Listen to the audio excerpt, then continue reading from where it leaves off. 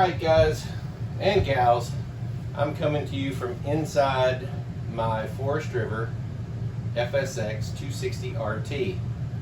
I hope you can hear me. Let me actually turn the air off. It's probably better. So what I kind of want to do is, I had done a walkthrough. You can look back on the channel and see where I did a walkthrough before.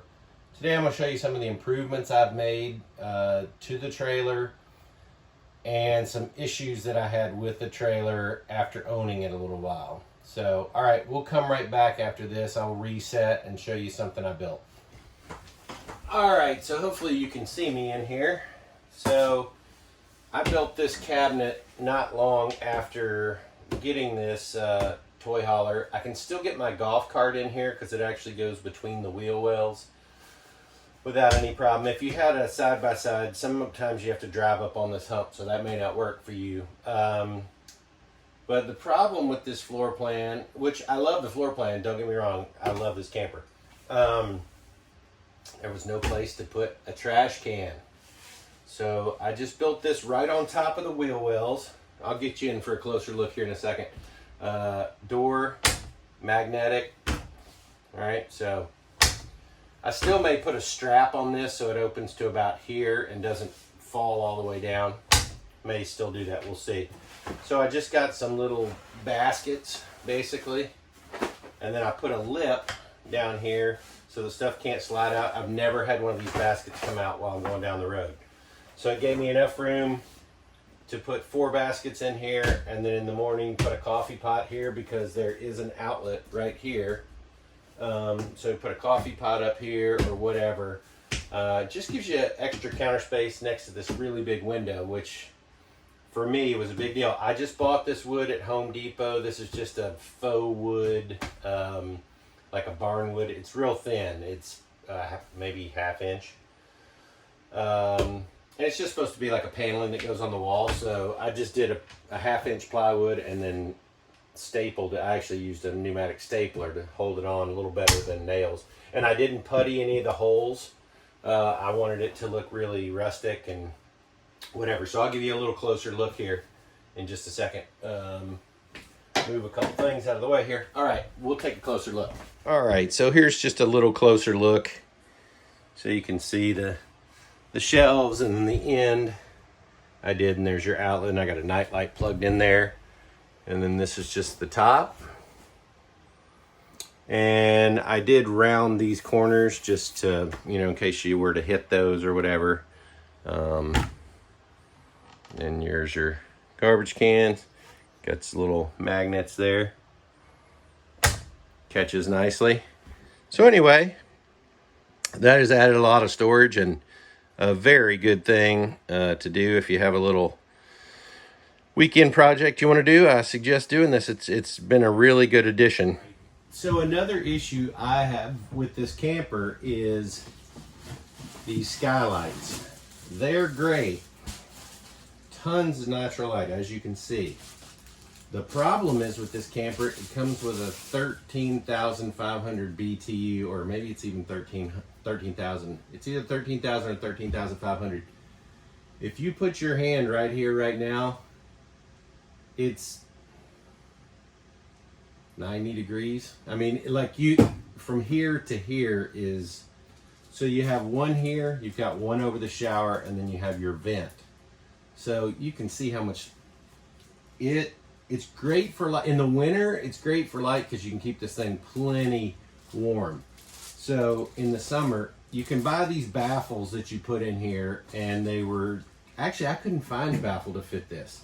You can find them for the little vent. So I just made these. All it is I went to Michael's and got some 1-inch foam. I glued it together. And you can see from the heat, it's actually delaminated a little bit, but it doesn't really matter. And then this is insulated R19 bubble wrap from Lowe's. So just cut it to fit. Nice tight fit up in there. And this helps you with the air conditioning, get this unit down to where it should be, because if you go without these and this air conditioning unit, on a day where it's 90 plus, you might get this camper down to 80, 78 degrees, and that's it. That's as low as you're gonna get with this, and one other thing that I had to do to the air conditioning. We'll check that out in just a second. All right, so I'm just gonna do this handheld. These vents, when you get this unit, it's just gonna be kind of floating around this thing. So it's gonna be shoving all kinds of air into the roof. I foil taped all of these vents to the ductwork, and that increased the airflow quite a bit. Now, the biggest thing is in this air box right here. So this is your intake over here. This is where it goes into the ductwork. The ductwork starts here, runs across, and then tees that way, and then goes this way. All right, the problem is when the air comes in here, it goes in here, it just tumbles around in this square box, and there's nothing to force it into here. Now, there's a company that makes it, and I don't know the name, but it's like a foam insert, and it's like $100 for this piece of foam to put in there. It's supposed to increase the airflow by 60% or something. I believe the channel Changing Lanes did a thing on it. I did not do that. I opened this up. I took a piece of chloroplast, which is just corrugated plastic. I put it from the squirrel fan and directed it right into the ductwork, and then I foil taped the entire inside of this.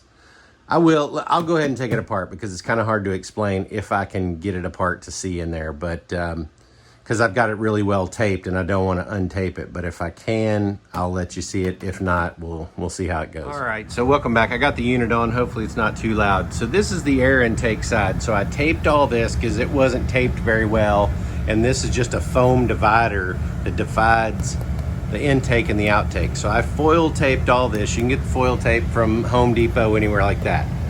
Taped all that up. Well, then it goes into this box, which I'm not going to open up because I do have it all taped up.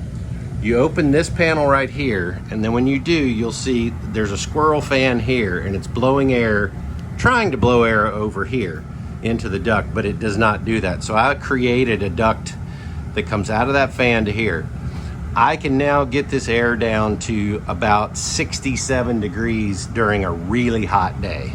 And at night, of course, it'll go crazy. The problem I had with this unit was the coils were freezing up endlessly on a hot day. If I ran this thing, it would freeze up all the time because that cold air was tumbling around in here and not being forced through, so it wasn't cooling off the fins, so they were freezing. So anyway, that has made all the difference in the world. Add comments if you need, and I can maybe explain it a little better. Now we're gonna go to the worst part of this camper that I found, and that's outside. All right, hopefully I'm in frame. All right, here's the worst part about, ooh, it's hot out here. This is the worst part about this Forest River Salem FSX 260 RT. I don't know what they were thinking. Well, I do know what they were thinking. Cheap, cheap, cheap. This is a 14-inch rim. This is a Castle Rock ST 205/75 R14. You notice this tire, this is the tire that came on it. This tire is 26 inches tall. This tire is 27.5 inches tall. All the belts are blown out in this. This tire had 1,500 miles on it. 1,500 miles. All of them are blown. This one's not. Now, before you say, well, how fast were you driving? Is your trailer overloaded? I pull a trailer every day of my life for a living. That's what I do. When I drive this camper, I set my cruise control at 64 miles an hour. That's it. Bumps, stuff like that, I'm super careful because I don't want to throw everything around in there. These are cheap tires. The rims are too small. The load rating is too low. Garbage. Subsequently,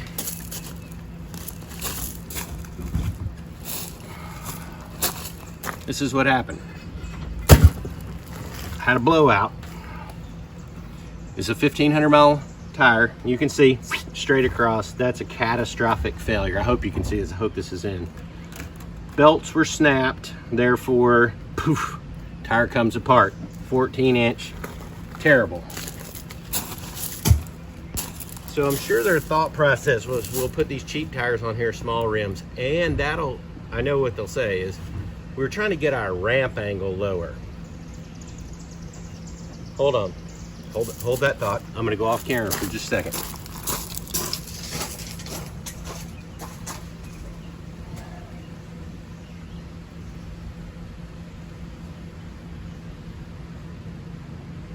All right, same tire, same tire, but an R15 is slightly shorter than this tire that's blown up, and it's only an inch taller than this tire. If you have a problem with your ramp angle, raise the tongue. That drops the ramp angle. Pretty simple. So what I did was I bought some 15-inch rims, and if you're gonna buy a 260 RT, just do this off the bat. Get you some 15-inch rims, go up to which 15-inch rims and tires will give you a better choice of tires, because there's almost no choice of tires in a 14-inch rim. Go to a 15, you'll get a lot more choices in tires, and you'll get a higher load rating. So I got new tires, new rims. You would not believe the difference in the ride too of when I'm towing this. Now I'm towing it with a F250, 2018 F250. This was a mistake.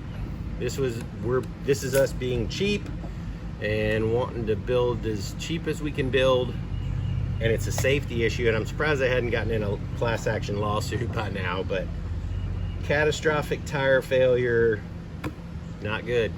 So don't get me wrong, I love this toy hauler, but I also own a home improvement business, so therefore I can fix anything that goes wrong with it. If you are not have that kind of skills, you might be at a little disadvantage. But simple things like getting your tires changed, that's a must for the FSX 260 RT. So I hope this helps you. Please put any questions you have in the comments. I'm happy to answer anything. I'll do more videos on this trailer. This is the first year they put them out. So this is the 2019 or 18. I can't remember. I have to look. But it's the first year they did this trailer. So if I have any other things, I'll definitely put them out. But if you have any questions, please ask. All right, have a great day, everybody. So in thinking, I know a lot of people will say, what happened when your tire exploded? Well, let's look at that. So it was this tire here that blew, okay?